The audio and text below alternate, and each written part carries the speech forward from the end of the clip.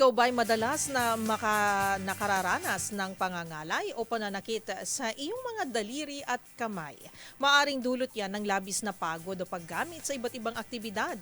Ngunit alam mo ba na may isang ehersisyo na simple at para lang sa ating mga daliri at kamay na makatutulong na maibsan ang mga ito? Alamin ang tinatawag na finger exercise at iba pa nitong benepisyo sa Expert's Opinion Report ni Rovic Manuel.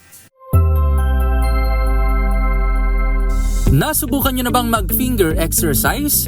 Isa itong uri ng pag-ehersisyo na tamang-tama para sa mga taong madalas na nangangalay ang mga daliri o kamay dahil sa madalas na pagko-computer, pagmomotor, paghawak ng gadgets at iba pang aktibidad na gumagamit ng kamay at daliri. Ayon sa mga eksperto, bukod sa pagtanggal ng ngalay, nakatutulong din ang regular na pag-ehersisyo ng mga daliri para mapalakas ang kamay, grip, motor skills, flexibility, joint mobility at makaiwas sa mga injury. Bukod pa dito, napapabuti rin ng naturang ehersisyo ang koordinasyon ng mata at kamay, naiibsan ng stress at nagdudulot ng relaxation. Gayun din ang pagpapabuti sa blood circulation at joints at makaiwas sa discomfort para sa mga taong mayroon namang arthritis. Ayon sa Healthline, ilan sa mga finger exercise na maaaring gawin upang maibsan ang ngalay at makuha ang mga benepisyo dito ay ang mga sumusunod.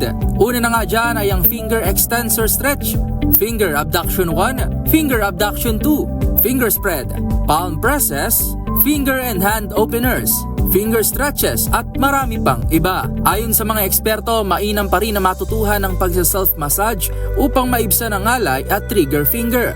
Paalala rin ng mga eksperto na kumonsulta agad sa doktor kung makaranas ng matinding discomfort o dislocated sa buto sa ating mga kamay at daliri. Para sa MBC TV Network News, ito si Rovic Manuel ng DZRH TV. Una sa Pilipinas, una sa Pilipino.